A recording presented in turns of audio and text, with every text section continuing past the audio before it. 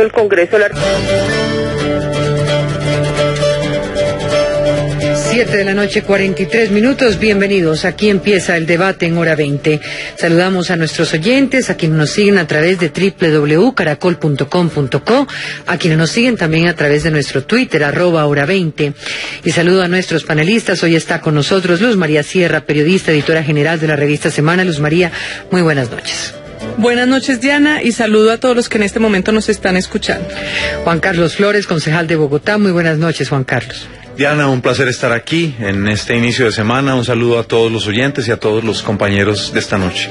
Ramiro Bejarano, columnista del Espectador, abogado. Ramiro, gracias por acompañarnos. Gracias a usted, Diana. Buenas noches. Y también nos acompaña Alfonso Prada, representante a la Cámara y ahora en la Fundación Buen Gobierno. Muy buenas noches. Buenas noches, Diana, a los compañeros del panel y a los oyentes.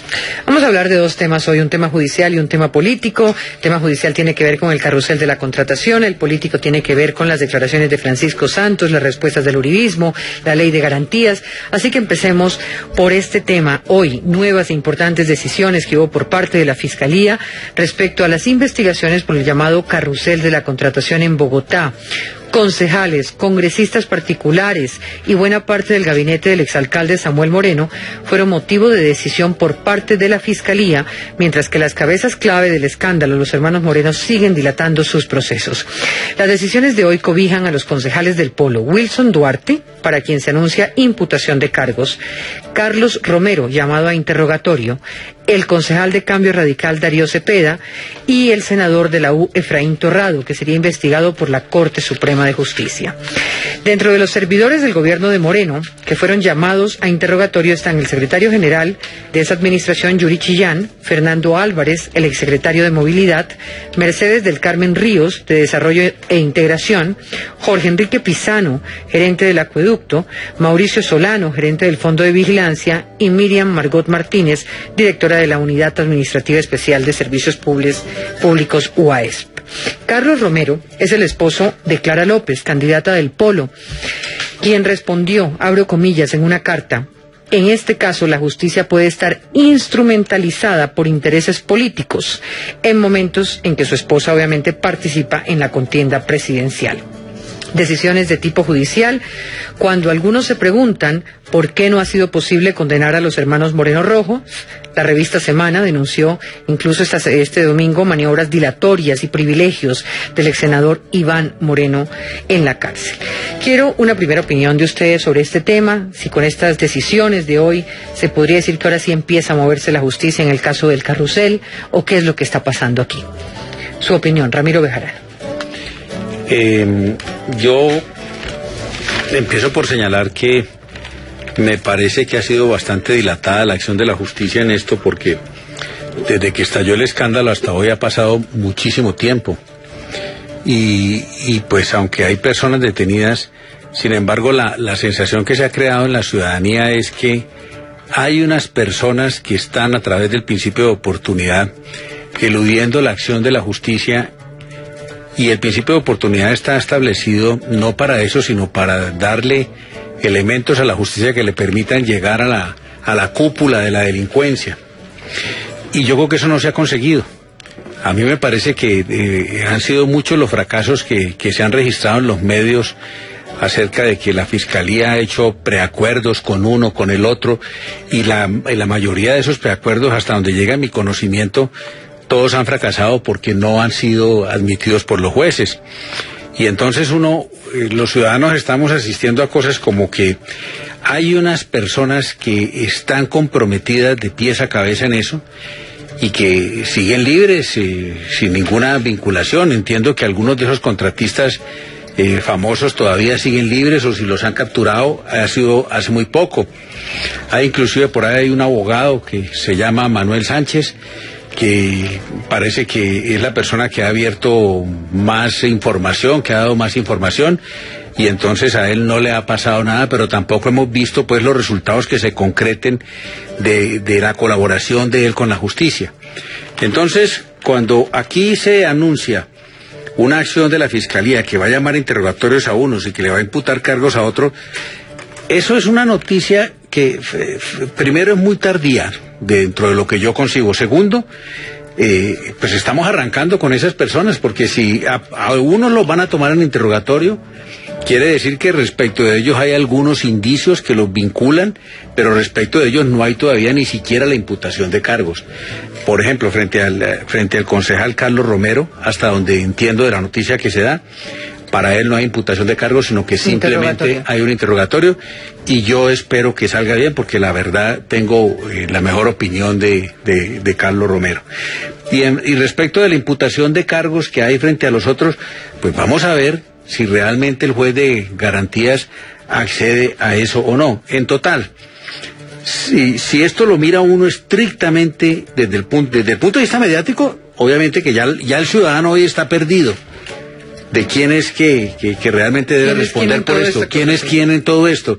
Los Moreno están presos y ellos están, los Nule también están presos, y se sabe de una cantidad de gente que está involucrada en esto, no solamente aquí en el distrito, sino nacionalmente, porque el tema de los Nule no se puede reducir solamente a Bogotá, eso hay que escarbarlo en todo el país. Pero ya el ciudadano del común, yo creería que no sabe esto para dónde va. Todos los días hay una noticia equivocada.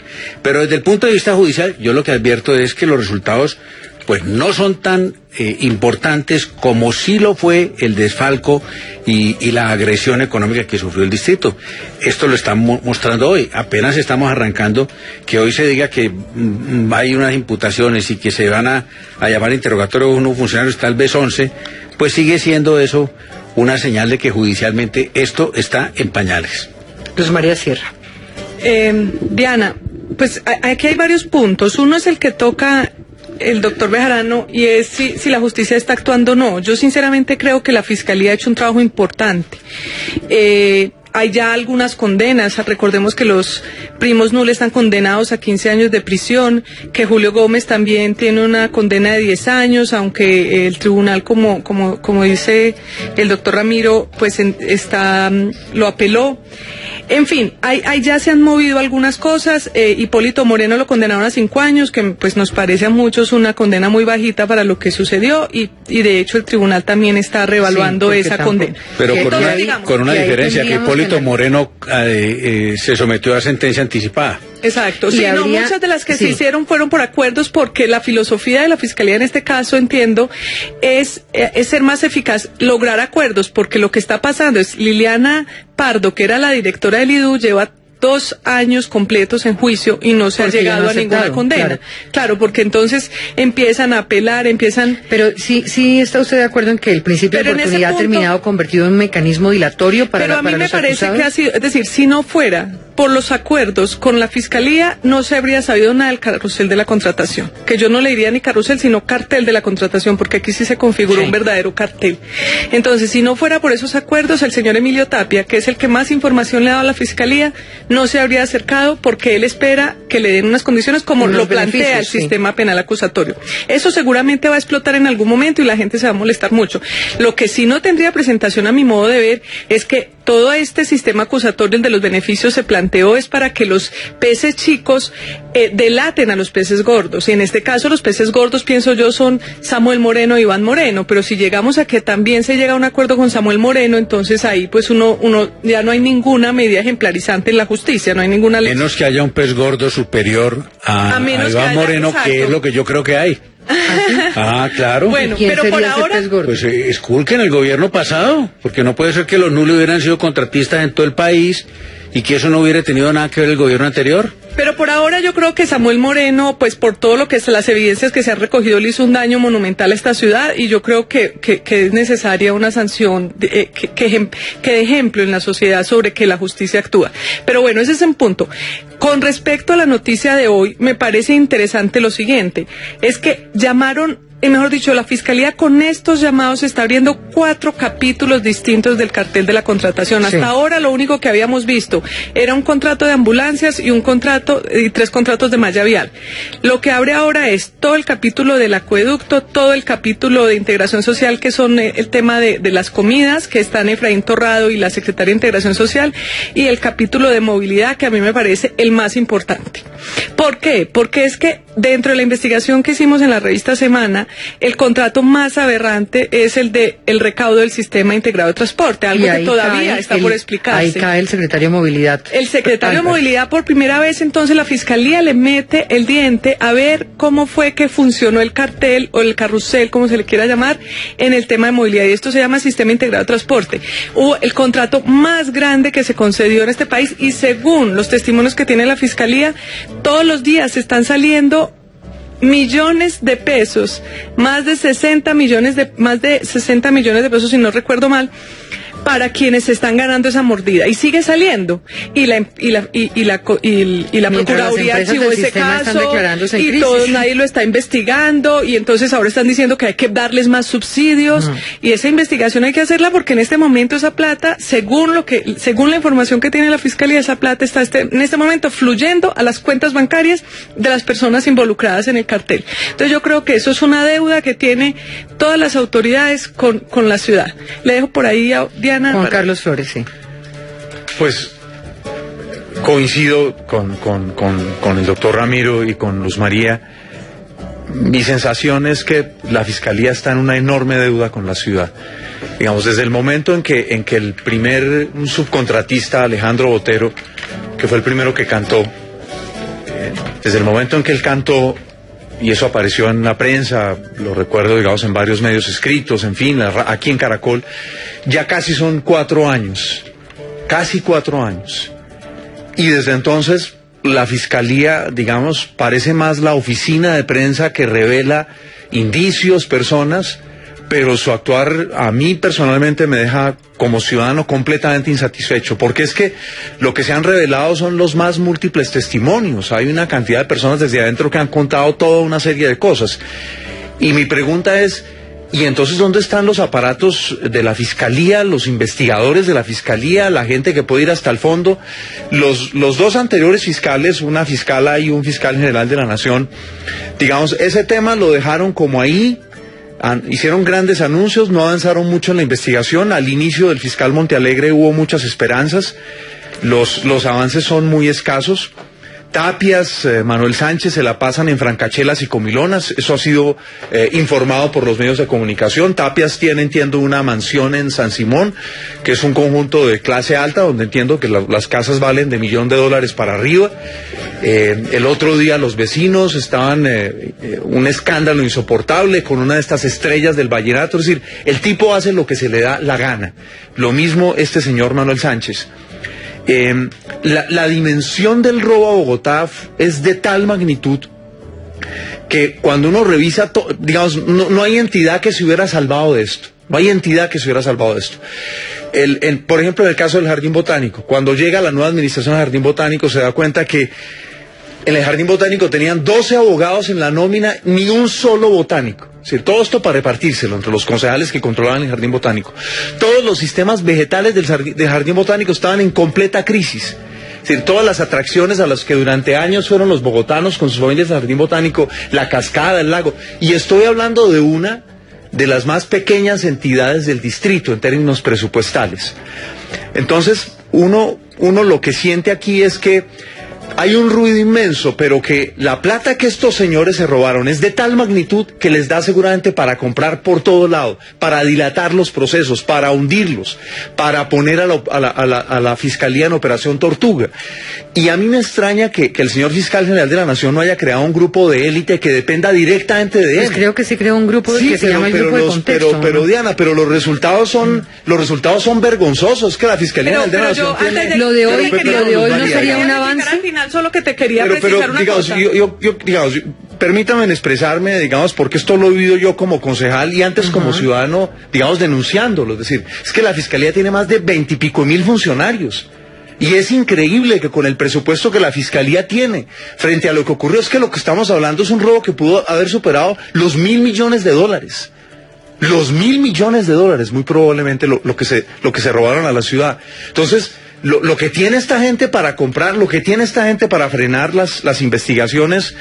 Mire, acaba de aparecer un libro de un joven periodista, Felipe Romero, un periodista de Noticias 1, que es discípulo de Cecilia Orozco y Daniel Coronel, de dos extraordinarios periodistas, que se llama El cartel de la contratación, y uno va perdiendo la memoria en todo esto, porque uno se empieza a acordar, es que está esto también, está ¿cuánto hace que Semana publicó el famoso artículo donde Semana, hacía como un acopio de lo que había ocurrido y lo que ahora Luz María señala, el saqueo a través del sistema integrado de transporte? Entonces, a entidad que uno va, es entidad donde uno descubre que el robo fue en la Secretaría de Salud.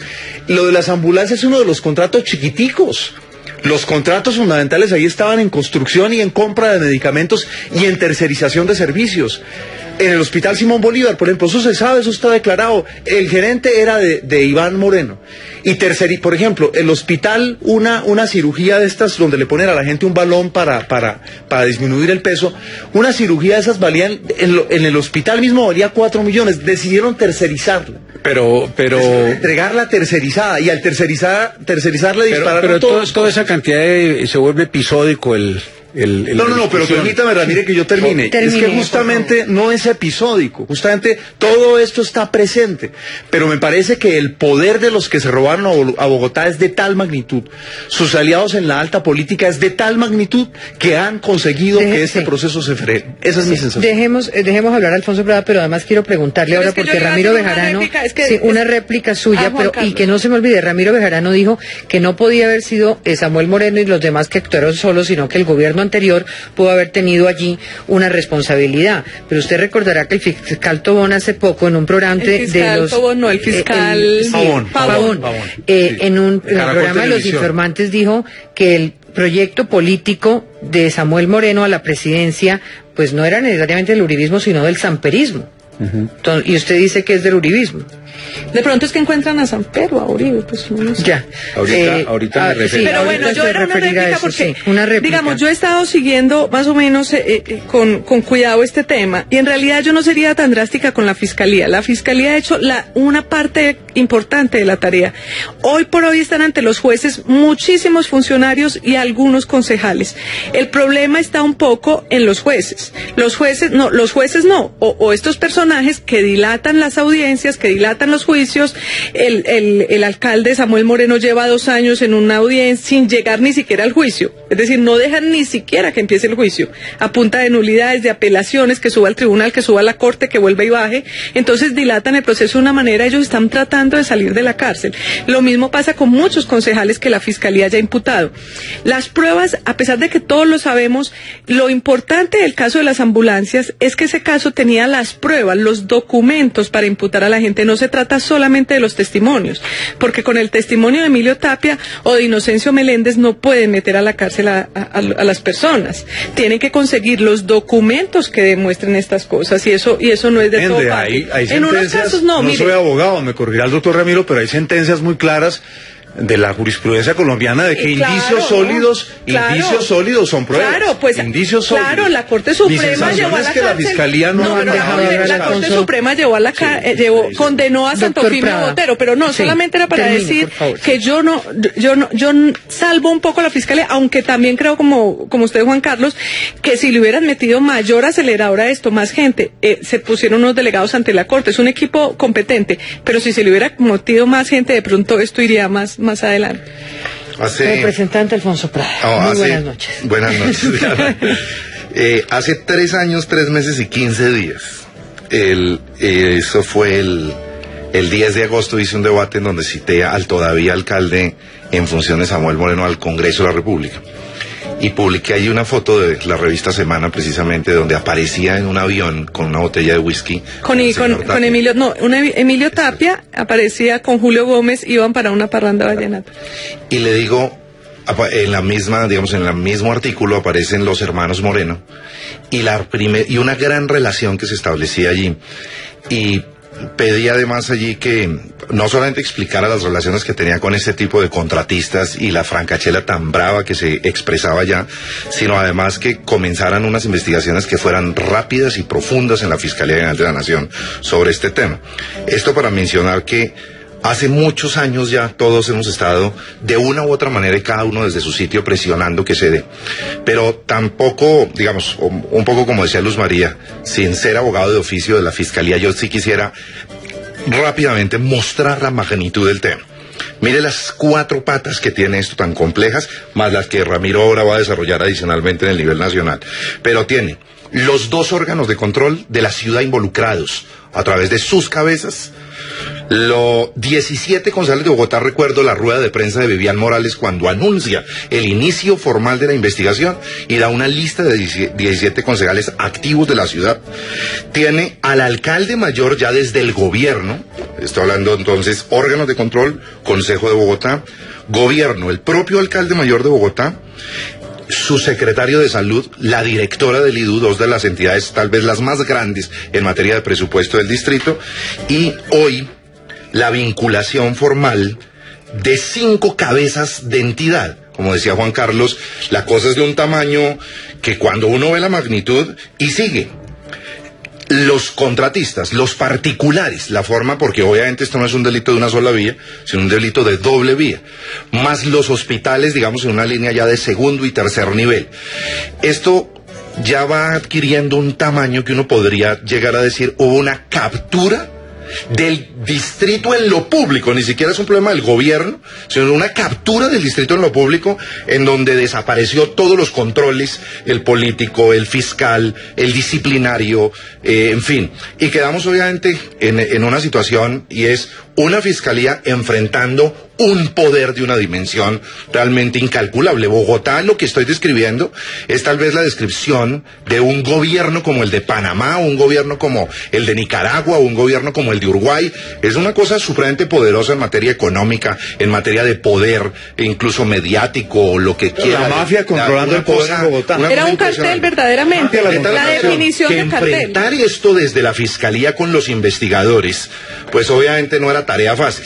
Yo creo que coincide, digamos, 3 años y medio, casi 4 años, es tiempo suficiente para que hubiese más condenas, pero no el suficiente para descubrir la magnitud de una captura de casi que lo que podría ser una nación entera, que es Bogotá, la captura entera por parte de esa mafia que constituyó el cartel de la contratación. Sí, Ramiro Bejarano.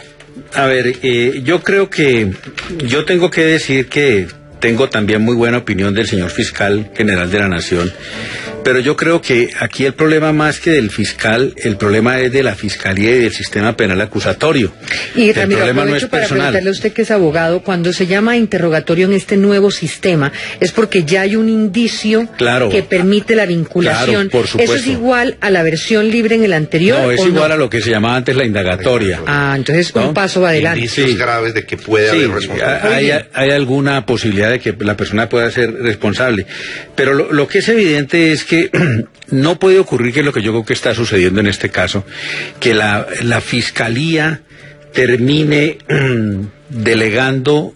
La función de la fiscalía es investigar para no depender de las delaciones. Eso es verdad. Entonces, eso es lo que yo creo que ha sucedido aquí en el caso del carrusel de la contratación. Y entonces, ¿por qué ha pasado eso? O porque no hay suficientes funcionarios, o porque no ha habido continuidad en la labor de la fiscalía, porque arrancó con un fiscal, viene con otro, y eso genera trauma. Pero lo que es evidente es que lo que yo advierto es que la fiscalía no ha investigado o ha investigado muy poquito y se ha detenido en la delación.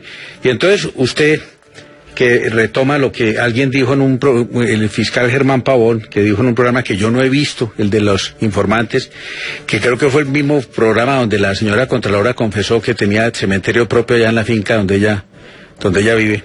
Que en la finca tenía enterrado a su papá. Eso se llama cementerio, ¿no? Pues Pero no le podemos decir fosa común, cementerio. No, así era en los zoicos griegos.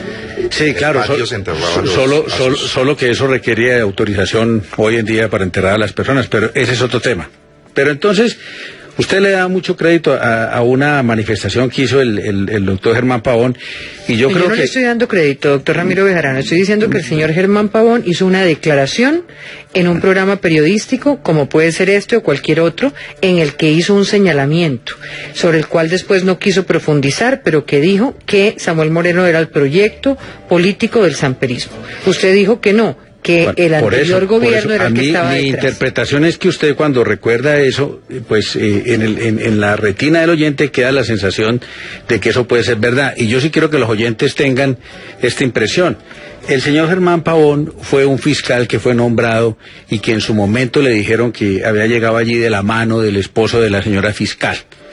Y mereció pues todo tipo de críticas, tuvo la oportunidad de investigar. No, llegó de la mano de la fiscal. Por eso, De la fiscal. de la No, de fiscal. la Al contrario, Por eso, salió pero lo criticaban diciendo que había llegado porque era amigo del esposo de la De fiscal. Carlos Alonso Luz, Sí, así es. sí. Y entonces, este señor que tuvo el poder de investigar, de adelantar todas las cosas, hoy que ya no tiene ningún poder, decide salir en una declaración donde no dice nada, pero suelta un globo en el que obviamente lo que yo creo que está generando una cosa, y por eso me parece que un comentario de esos es dañino, por lo inexacto y por lo que es equivocado políticamente, porque aquí no se le puede olvidar a la gente que la responsabilidad política de este descalabro es del polo. Sí, Y de es los que usted partidos dijo que del anterior por eso, gobierno. y de los partidos ahí voy. Así y todos de los comieron. y de los partidos políticos que apoyaron, allá estaba Así el partido de la U. Y entonces lo que yo digo y sostengo es que el tema de los nules no fue una cosa que se ubicara solamente en Bogotá. Yo conozco, por ejemplo, casos que en el Valle del Cauca ellos también tuvieron, y allá tienen problemas, y lo tienen en todo el país. Y esa contratación del orden nacional, ¿por qué no se ha sabido? ¿Por qué no se ha conocido? Y entonces, aquí a la gente no se le puede olvidar que tuvimos un ministro de 8 años del expresidente Uribe, que fue a Andrés Julián Gallego, de quien nadie habla hoy. Y eso fue un catástrofe para la infraestructura del país. Entonces, y tratar de decir ahorita, pues, que es que Pero yo creo que es que hay un que- globo, perdón un momentico, ok. perdón, Sí, como a ver, una persona termine. suelta un globo diciendo que es que el samperismo está metido allí. Hombre, sin duda el expresidente Samper debe ser amigo de Samuel Moreno, como lo deben ser otros expresidentes. Pero de allí pues a tratar de desviar ahora el debate para decir que es que todo es obra del samperismo, que es la cosa facilista e irresponsable con la que se manejan ciertos puntos, es obviamente olvidar el meollo del asunto. Como es también gravísimo llegar a concluir que todo el problema de lo que está pasando con el carrusel de la contratación en materia de justicia es culpa del fiscal. Ha dicho el doctor Juan Carlos Flores una cosa que me parece muy grave, que no puede quedar en el aire, que es que Juan Carlos dice, es que esta gente ganó tanto dinero que en el fondo lo que están haciendo es comprando los fiscales. Eso es en últimas lo que ha dicho Juan Carlos. No, Yo no creo me que ponga, doctor Ramiro, pues usted es un buen polemista, bueno, pero es lo que se pero concluye la usted verdad, cuando... No, la verdad es más importante que la polémica. No, Y vuelvo a pero repetir, cuando usted dice... afortunadamente No, queda pero, grabado y lo vuelvo a repetir. pero perdón, déjeme doctor terminar la Ramiro, idea. no A ver, envenenemos la termine polémica para que ya de una vez distorsionada. No, es hablemos que cuando de ese usted tema, dice que porque esos además- señores, Sí. cuando él dice que estos señores han ganado mucho y no tanto dinero que han podido detener todo, pues obviamente la conclusión no puede ser no ser esa. Entonces, o hable claro o no lance suspicacias irresponsables. No, doctor No Bejarano, porque desvíe el también tema le del que se podríamos venía decir- tratando. Muy A hábilmente ver. el doctor Ramiro, Porque- porque exonera aquí a Samper y quiere ponerme a mí. No, yo fui muy claro y lo voy a decir. Yo no he exonerado a Usted Samper. exoneró a Samper, le dictó ya la No. comisión de absoluciones presidida por Ramiro Bejarano, exoneró a Samper. Pero yo vuelvo a reiterar. No, lo que pasa es yo que vuelvo a haga su reiterar lo que claridad. dije de Usted es manera un clarísima. irresponsable porque sale a decir, a sugerir responsable. que la Y vuelvo y lo fiscalía digo. la están Déjenos- sobornando. Y vuelvo y lo digo, ¿qué Déjenos pasó? escucha lo que él dijo. ¿Qué A ver. pasó con los dos anteriores fiscales? ¿Qué pasó durante los dos anteriores fiscales? ¿Qué pasó Se frenó, con él? Se frenó durante por Vivian- completo. durante Vivian y durante hay el que anterior decir fiscal que se también. frenó. Y durante Pero es que no, el anterior- pero permítame, cierto, y durante el, Es distinto, es distinto. durante el anterior fiscal también, clarísimamente. Pero entonces, ¿qué sentido Y yo tiene? sí creo, A ver, pero déjeme que se lo- escuchar, a ver, Ramiro, pero que a yo ver, lo dejé pero a ver, hablar, quiero escuchemos, escuchar. ¿cierto? Termine, por favor, Juan Carlos Escuchemos. Flores. Entonces, yo quisiera recordar aquí varias cosas. ¿Qué pasó con Álvaro Dávila? ¿Qué pasó con Álvaro Dávila? Es decir, ¿dónde está la actuación de la Fiscalía frente a uno de los cerebros grises de todo esto, el abogado Álvaro Dávila? Está preso, responde? está preso. ¿Quiere Sí, pero responder? no Está preso avanza y la- no, pero ¿qué quiere No avanza responder? la investigación. Es que aquí no hay pena de muerte, ¿Quiere que le doctor responda? Flores. No. Que tiene que ver con lo A que ver. está diciendo Ramiro No, pero es que Bejarano. usted también Pero, decía pero, que no había pero, avanzado. No, pero usted está haciendo la pregunta, lo pero podemos es que permitir, responder. pero Ese es un espere, ejemplo inexacto. otras Es que A lo ver, que no se termine, puede que sentar es la pasó, sugerencia de que pero todo el déjalo dinero que alcanzado termine, para sobornar a la deje que fiscalía. termine de hablar. ¿Qué pasó? Pero espere, usted quiere ocultarlo de Samper echando esto, no, vamos por partes. ¿Qué pasó con el tema de los diseños del metro? Sobre los diseños del metro se ha señalado, han aparecido unos testimonios que dicen, esa empresa a la que se le dieron los diseños del metro está involucrada en todo esto. Y yo no he vuelto a escuchar de eso, y es un tema de una enorme gravedad. Porque estamos hablando de la construcción del metro. Empezando de la porque han ciudad. guardado silencio en el Probablemente- consejo al que usted pertenece. No, pero no es mi caso. Claro, No, claro que sí. no, eso sí, no venga usted aquí a echar cortinas de humo sobre la responsabilidad del samperismo. toda la ciudad, no, pero en usted mi caso no es eso. porque- En mi caso no es eso. La opinión pública Usted- sabe que de frente señalado. Usted hace esto parte de ese desde hace- consejo. No hacía Ah, parte de ese consejo. bueno. No diga mentiras. Hoy usted. hace parte del No, consejo. sí, pero Ah, yo no hice claro. parte del gobierno de Samuel Moreno. Yo no nombré funcionarios del gobierno de Samuel Moreno, fui uno de los críticos más duros del gobierno de Samuel Moreno a través de los espacios que se me ofrecía. Aquí en Hora 20 muchas veces llamé la atención sobre cómo el partido de la UCO gobernaba, aquí llamé la atención sobre lo que hacía Hipólito Moreno, pero sigo con preguntas. Pero la discusión no ¿Qué es esa. pasó con La todo el discusión tema? es... Quiero Pero la escuchar a Luis fiscalía ha María recibido Sierra. dinero, ¿qué es lo que usted ha dicho? No sea tergiversador, no eche Eso es lo que cortinas Pero de usted dijo humo o no dijo que había para- recibido la fiscalía, no. No, en lo absoluto. Lo que estoy diciendo es dónde estuvo la responsabilidad de las dos fiscalías anteriores. Y lo que digo, estos señores tienen tantísimo dinero para poder frenar investigaciones. Eso es. Y continúo. Pero en la fiscalía o puede ser Sí, a lo través de mismo. otra. Exacto. No. Esa es una eche aseveración cortinas irresponsable. de humo para desviar la atención sobre los señalamientos al samperismo que colaboró, por supuesto, con el gobierno de Samuel Moreno, donde tuvo funcionarios muy importantes. Yuri Chillán, cercano a Samper. Mónica de Greifen, empresa de energía, cercano a Samper. Me tiene sin cuidado eso. Es que yo no soy lo tiene vocero sin del cuidado. samperismo. Claro que Luego, sí. tema de refrigerios escolares con los Torrado. Los Torrado eran políticos muy cercanos al uribismo, refrigerios escolares. Luego está todo el tema de los Bueno, nules. vamos avanzando pero un acá. aspecto, Diana. Solo alrededor del 10% de la contratación de los nules estaba en Bogotá. Pero El resto del 90% de la contratación de los Pero nules mire estaba la, en el país. mire la Luz María irresponsabilidad Sierra. de sostener, insistir en ese punto, que estos señores tenían tanto dinero que pararon las investigaciones. Esa es una aseveración No, eso es una manipulación suya. irresponsable. Y los oyentes, María los Sierra, oyentes quiero- dicen, la que es- Bejarano quiere echar cortina de humo al tema de Bejarano es en el ejército. Sí. Aquí no. Bueno, Doctor Bejarano. A ver. No, yo iba a hacer una precisión en el sentido, en lo que acaba de decir Juan Carlos. Es muy distinto lo de los NULE. No es que sea, no es lo mismo lo de los NULE a lo de Bogotá.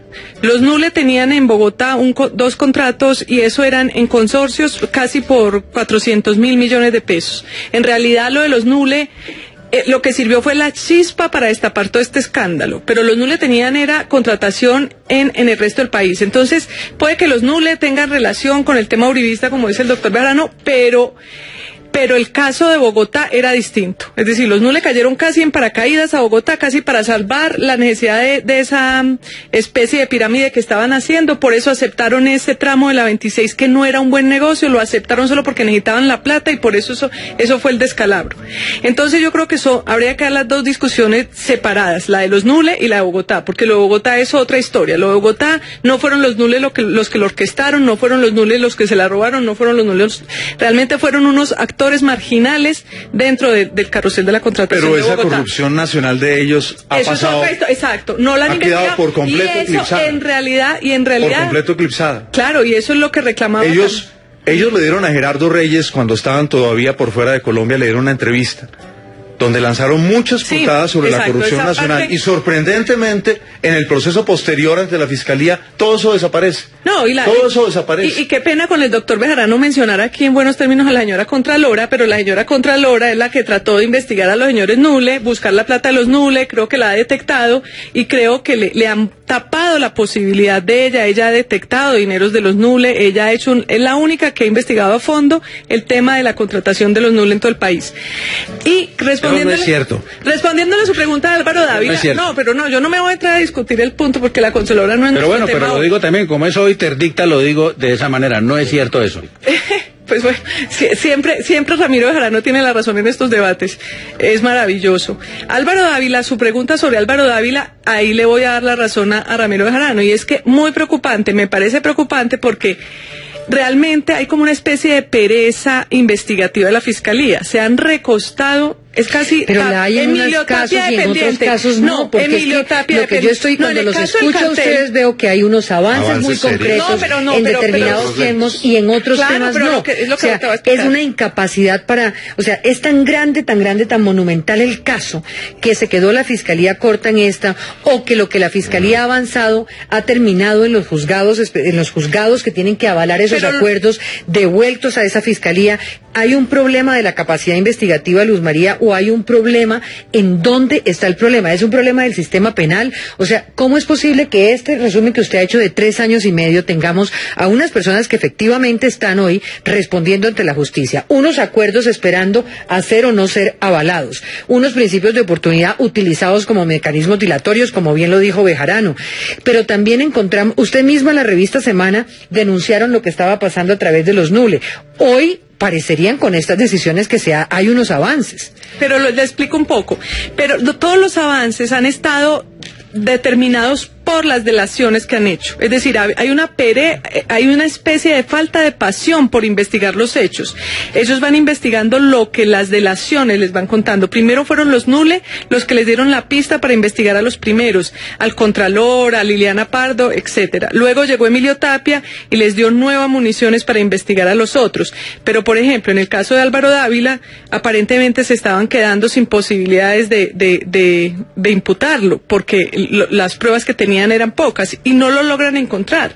Necesitan siempre, y por eso están llamando a los otros y por eso hacen acuerdo con todos, porque en esa medida, mire, lo de Héctor Zambrano, de la delación que hizo Héctor Zambrano es muy importante, porque era el funcionario más alto de Samuel Moreno que podía dar fe de que Samuel Moreno estaba involucrado.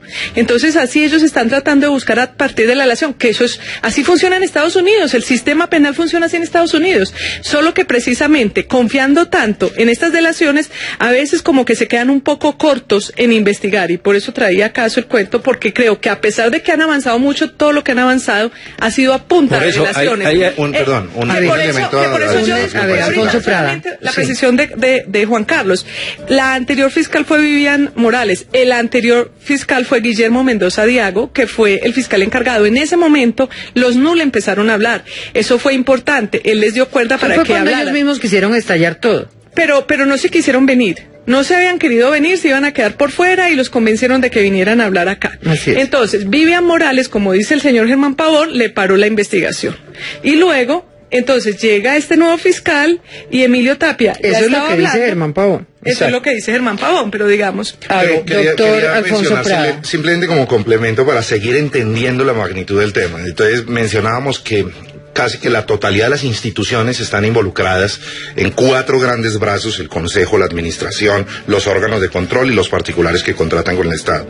Pero escuchaba hoy al vicefiscal cuando tenía más. Claro, cuando anuncia estas decisiones de imputación de cargos y de llamado a interrogatorio, anunciaba y explicaba un poco anticipándose a este debate, y decía: hemos logrado consolidar un solo tema de este tema del cartel de la contratación en Bogotá, que es el tema de las ambulancias. Un contrato de 67 mil millones de pesos, y alrededor de él se han escuchado en interrogatorios, etcétera, más quienes están ya capturados o ya están privados de la libertad han comenzado a hacer las delaciones, más las investigaciones. Él dice: consolidamos esa información, vamos para adelante, vamos con estas imputaciones adicionales, pero abrimos otros frentes que estamos consolidando. Cuando digo abrimos hace ya años.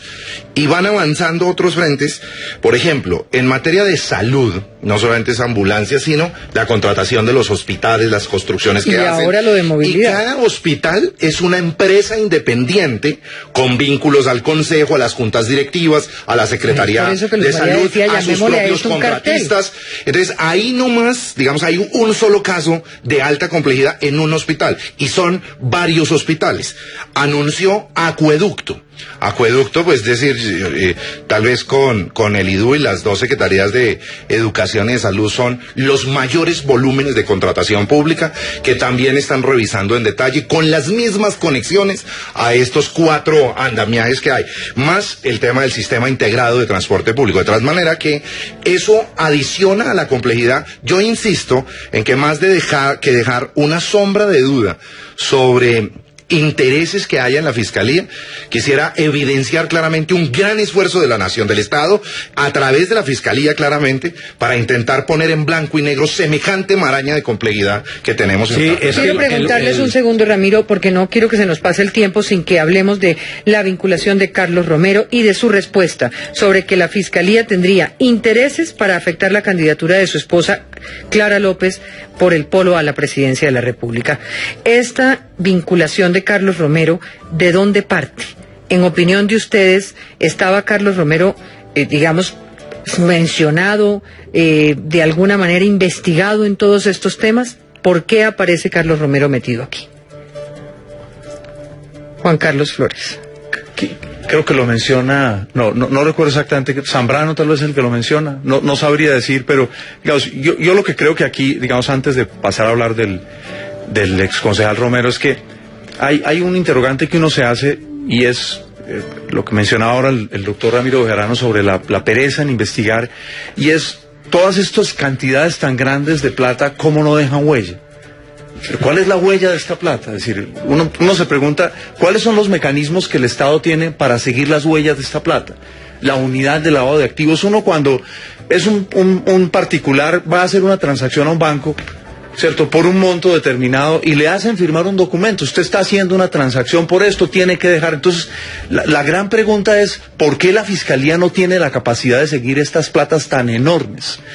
Luego, ya frente a lo que se ha señalado sobre el exconcejal Romero, yo recordaba cuando se hicieron los señalamientos a el doctor tal vez Camilo Bula, el hijo de Carlos Bula. Carlos Bula le dio una entrevista tal vez a Marisabel Rueda en la que decía, no, eso es una persecución política, ahí no hay absolutamente nada, y los testimonios son muy grandes. Yo preferiría en esto que hablase la justicia. Aquí hay otro elemento, si me permite usted esta puntada, Diana, y es, al lado digamos, de la necesaria sanción a quien haya delinquido, también hay una cantidad muy grande de personas que están ahí en el candelero, y que ni las acusan, ni les resuelven, ni las absuelven. Es decir, también hay ese elemento. Sí, yo quisiera señalar eso. Eso es un tema. Porque también aquí hay un riesgo muy grande. Es un tema de justicia, de porque equilibrio. Hay una cantidad muy grande de personas que han sido mencionadas. ¿Cómo diferenciar entre quienes denuncian han sido mencionadas, y el hecho de ser mencionadas las convierte ya en delincuentes? Por venganzas. Es decir, el hecho de ser mencionadas las convierte ya en delincuentes. Esto es muy fácil decir, tal estaba vinculado. Entonces, yo creo que esa lentitud de la justicia no solamente es dañina para la credibilidad de la justicia, sino que también le hace mucho daño a aquellas personas que puedan no tengan nada que ver y que sean inocentes en todo este lío tan yo creo, perdóname, solo para complementar lo de Carlos Romero, y es, aquí se menciona, digamos, en los medios de comunicación que va a tener que explicar si es verdad que recibió dinero de Julio Gómez. De ser así, será procesado por el delito de cohecho propio. Este solo enunciado ya prácticamente es una condena para Carlos Romero. Yo tengo la misma impresión que mencionaba Ramiro de Carlos Romero, como un luchador social de toda la vida, de izquierda, y muy comprometido, digamos, con causas muy importantes. Esposo de Clara López, a quien también creo que le asiste una gran concepción ética en el ejercicio de lo público. Pero ojo, cuando Carlos Romero se entera, inmediatamente sale y lo vincula al tema de la candidatura presidencial de Clara López. Yo ahí tendría mucho cuidado. Primero, coincido plenamente en que la celeridad es fundamental, no solamente para obtener condenas, sino para excluir a cualquier inocente que sea mencionado en esto. Y mucho más, ahí sí, si este personaje, por cualquier tipo de vinculación, genera un cambio en algún tipo de percepción electoral a punto de un proceso de votación presidencial como este. Ya pasó, usted lo recuerda, Juan Carlos, en el enfrentamiento entre Petro y Peñalosa. Cuando se hace el anuncio de los 17, se hace, yo creo que a un mes, máximo 2 meses, de la elección de alcalde mayor de Bogotá. La mayoría de estos concejales son vinculados a una campaña que entra en una crisis mediática, y en todos los debates se vuelve, ya no es lo importante no era tanto el tema de la ciudad como a quién están apoyando cada uno de esos concejales, y por esa vía terminan conduciendo la opinión. Por eso yo no echo en saco roto, digamos, la afirmación de Carlos Romero, pero reivindico naturalmente que a pesar de tener una muy buena opinión de él, de todas maneras como ciudadano tiene que responder, como cualquiera de nosotros que se haya llamado. Pero es que eso no está en duda. Ahora, yo, así como me parece irresponsable, y lo insisto, la sugerencia de que la justicia se ha parado por el poder económico de estas personas, porque a mí sí me sigue pareciendo que allá hay una acusación velada y mezquina acerca de un supuesto soborno a la gente de la Fiscalía. Igualmente me parece irresponsable y ligera la apreciación de que la Fiscalía va a perseguir al señor Romero porque es que él está casado con Clara López. Yo creo que, obviamente, desde a quienes nos movemos en el círculo de los aspectos judiciales, yo veo que si el vicefiscal tiene un testimonio en el que está involucrando a una persona y tiene otros elementos de prueba, pues lo que él tiene que hacer, obviamente, desde el punto de vista jurídico, es inevitablemente eso. Yo me acuerdo que la revista Cambio publicó en su momento un artículo, no sé si uno o dos, sobre la feria de contratos durante la Secretaría de Gobierno de Clara López en favor del señor Romero. No sé si algo tendrá que ver eso. De contratos de personal, si mal no recuerdo que mencionaba. En vísperas de algunas elecciones y en vísperas de algunas cosas de estas, pero además, pues yo creo que la Fiscalía, precisamente en su ánimo de ser muy precisa, siempre los que ha llevado a imputación o a interrogatorio no los lleva con una pequeña evidencia. Es decir, lo que ha mostrado es que precisamente se cubre de muchas evidencias. Una hipótesis. Sí, con fuerza, de verdad. En este caso nosotros no hemos visto ninguno de los que ha imputado que no tenga pero más eso no significa que la persona sea responsable. No, digamos que no es simplemente porque alguien lo mencionó ni por molestar, es decir, deben tener unas evidencias claras. Eso no es sacado de la manga de la política. Sí, pues. no es sacado de la manga de la política, yo tampoco creo. Sí, Vamos a hacer una pausa para el boletín de noticias, ya regresamos aquí en el debate en Hora 20.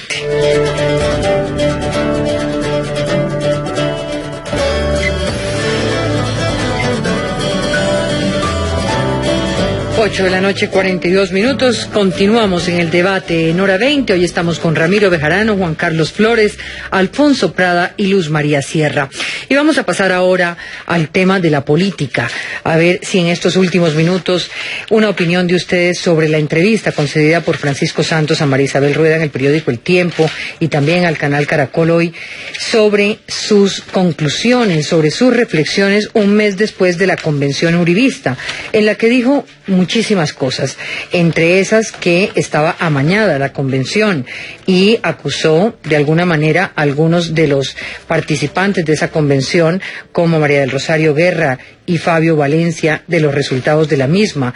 También habló de Germán Vargas, habló de Oscar Iván Zuluaga, de Peñalosa, en fin, una opinión sobre este tema, sobre lo que ha declarado Francisco Santos. Ramiro Bejarano. Pues yo lo que tengo que decir frente a esa entrevista fue que por lo general me pareció muy lastimosa. Es evidente que Francisco Santos está ardido, y yo lo que creo fundamentalmente es que va a seguir ardido mucho tiempo y que esa pelea allí va a ser determinante en ese polo, en ese, ¿cómo se llama?, centro democrático.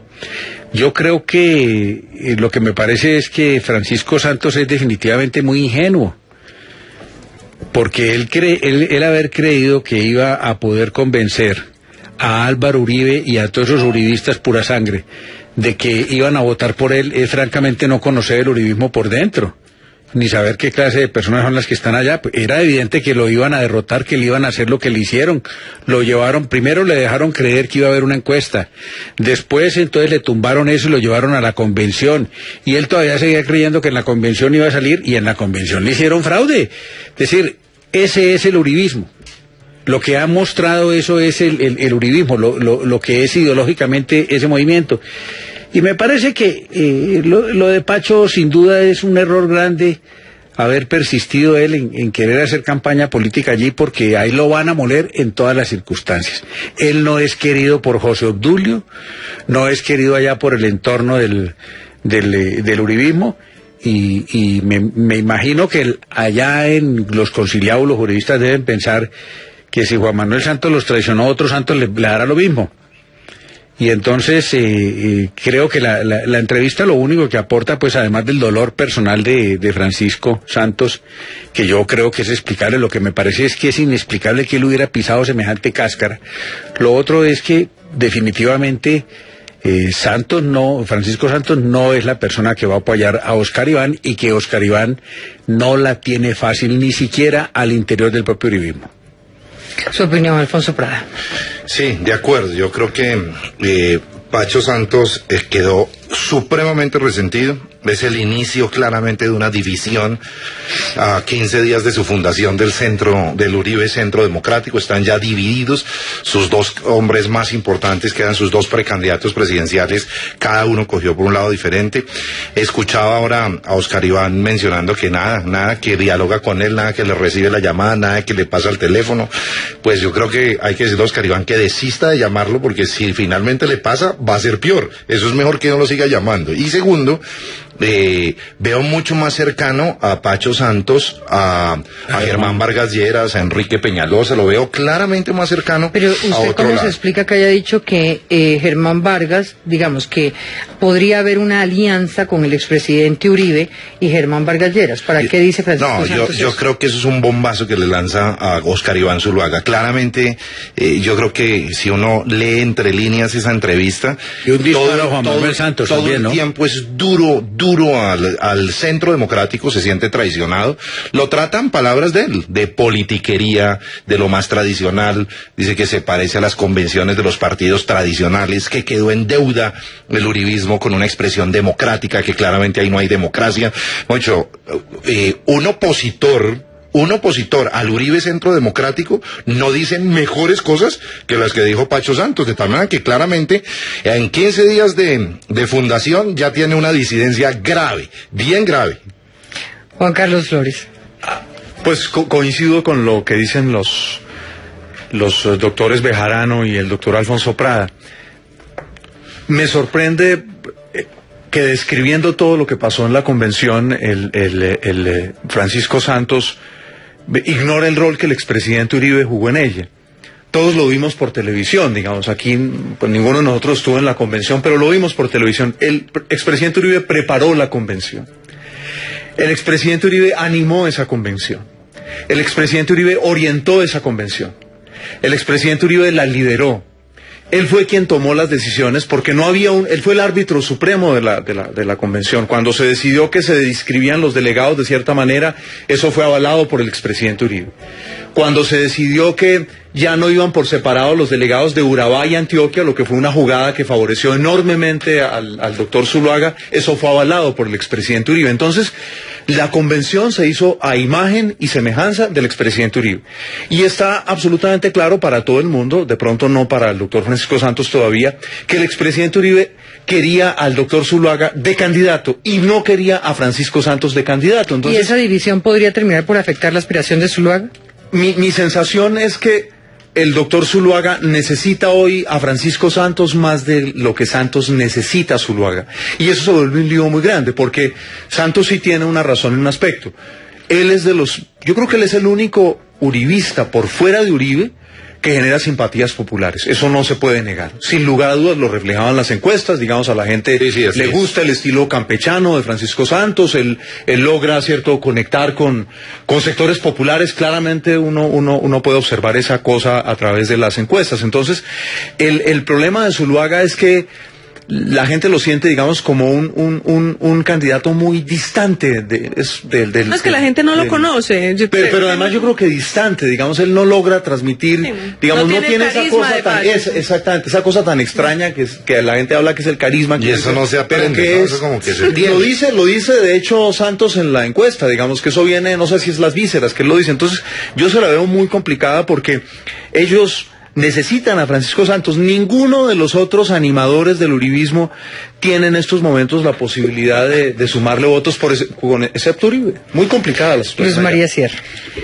Pues es decir, me parece que Francisco Santos se sumó a la convención voluntariamente, nadie lo obligó, es decir, y entonces él se sometió a las reglas de esa convención y luego, como no salió ganador, no acepta el resultado. Eso me parece que no es un buen jugador. Pero porque además de politiquería el Centro Democrático, pero sí, de una cantidad de prácticas. por eso, digamos. pero es que él quería los votos de Uribe sin untarse de uribismo, y eso pues tampoco, pues, es decir, es que además la gran paradoja es que a Álvaro Uribe le iba a tocar darle primero los votos a Juan Manuel Santos y después a Francisco Santos, cuando Álvaro Uribe lo que siempre ha estado es como en contra un poco de ese tipo de personajes bogotanos. Él lo dijo alguna vez, de cócteles, y entonces sería una gran paradoja. Anillos perfumados. Y entonces sería una gran paradoja que justo le toca a él. Y entonces Francisco Santos, claro, por el carisma y todo, él ganaba las encuestas. Entonces él considera que la democracia son las encuestas. Entonces desconoce cómo los partidos funcionan. Yo me acuerdo que en su momento a María Emma Mejía le quitaron la candidatura precisamente de la alcaldía de Bogotá porque hicieron la convención cerrada, a pesar de que otros decían que todo el público opinara. A ver, el presidente César Gaviria también en las convenciones liberales a veces han cambiado algunas veces las reglas en algún momento dado. Entonces ese es el partido, y el partido es Uribe. Entonces, digamos, él no puede venirse a reclamar como que él fuera dueño de esos votos, y yo creo que es lo que en el fondo él quiere. Él quiere esos votos uribistas sin untarse de uribismo, y así es muy difícil. Para terminar, cuéntenos, Luz María, el resultado de la encuesta que acaba de revelar Semana RCN Ipsos Napoleón Franco. Pues Diana, en el escenario de a Juan Manuel Santos, digamos, le va más o menos bien porque mejora su imagen, es decir, estaba en una imagen del 29% en la última encuesta de Ipsos Napoleón Franco. Septiembre. La de septiembre, porque no hay que confundir con la de Gallup, que es la que ustedes sacan, sí, que tiene correcto. otra línea. Entonces, esta imagen subió de 29 a 44, esos son 15 puntos, Bastante. eso es importante. ¿En cuánto eso es tiempo? importante, eso es... 2 meses. En 2 meses también como 2 meses en donde claramente se dieron los paros, se dio también el anuncio, se dieron todos los episodios un poco que los lo colombianos plantea conocemos. Napoleón un poco como el anuncio de la reelección, Pero en poco lo votos dispara. no sube tanto. Sube Sí, en votos, favorable, por es ejemplo, cierto, pero en votos no. En un escenario, despega. en los escenarios, se lo cuánto ponemos está? con varios escenarios. Él está en uno de ellos, en el que está él con Oscar Iván Zuluaga, Clara López y Antonio Navarro. Él está en 26, Oscar Iván está en 10, Clara López está en 5 y Antonio Navarro está en 5. El problema en todos esos escenarios es que el voto en blanco, la gente que todavía no sabe por quién votar, casi suma la mitad. Estos son votos de todas formas muy bajitos. Un Alta presidente en volatilidad. ejercicio con una votación del 26%, pues es un poco, digamos, difícil, porque no sé, empezaríamos, de llegar a ganar, empezaríamos un poco con pie izquierdo, con Pero un sí hay una personaje. tendencia a crecer mejorar. en la Hay una imagen, tendencia en a la mejorar, favorabilidad, sí. ¿no? sin duda. Ese dato es supremamente importante, de crecer en favorabilidad después de todo lo que ha pasado en el país, el Pero- anuncio, en fin. Claro, pero esta encuesta se sí hacen traduce que crezca. en En votos. Claro que todavía. esto Y se en votos, hizo- para hablar el lenguaje de Juan Carlos. No se traduce Pero Juan en Carlos, votos. pero a ver, aquí mirándolo a los ojos, créanme, Sí, los oyentes pero les estoy analicemos diciendo. esto con frialdad, doctor Prado, sin 26%. apasionamiento. 26%. El segundo, 10%, que es Oscar Iván, que es el gran retador. A Oscar Iván hoy le está saliendo todos los problemas del Uribe Centro Democrático.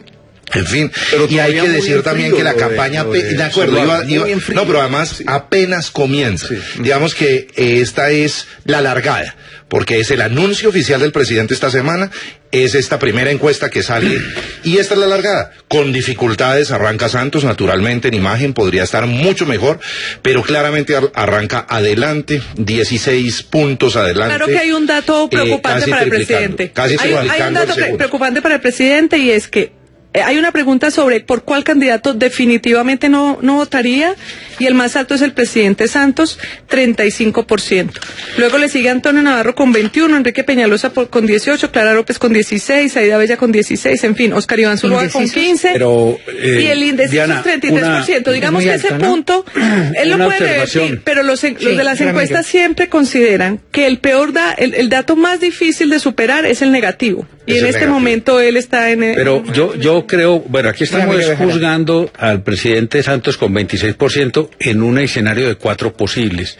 Ese primer escenario es con Antonio Navarro, porque el otro segundo escenario no es con Antonio Navarro, sino sin Navarro, y el tercer escenario es con Enrique Peñalosa, y el cuarto escenario es con que Aida Bella. se cambiamos. Pero perdón. Sí, era para entonces, explicar la metodología. entonces que creo A que mí eso- me parece que en esta encuesta, a mí sí, yo creo que la situación es muy preocupante, porque uno lo que ve es el presidente tendría el 26%, hay un 25% de personas que no sabe por quién votaría y hay 23% de personas en blanco, lo cual suma 48%. Altísimo.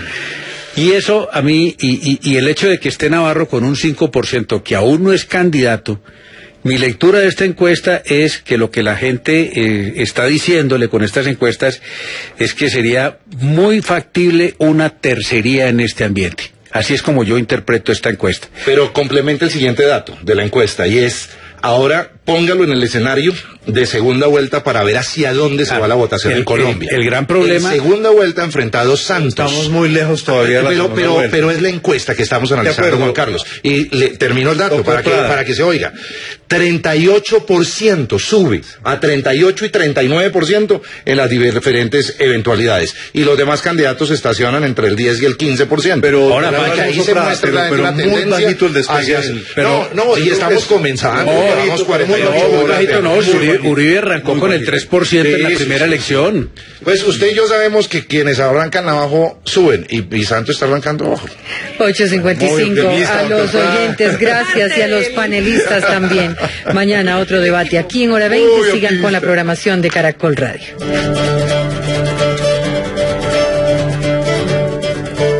Servientrega,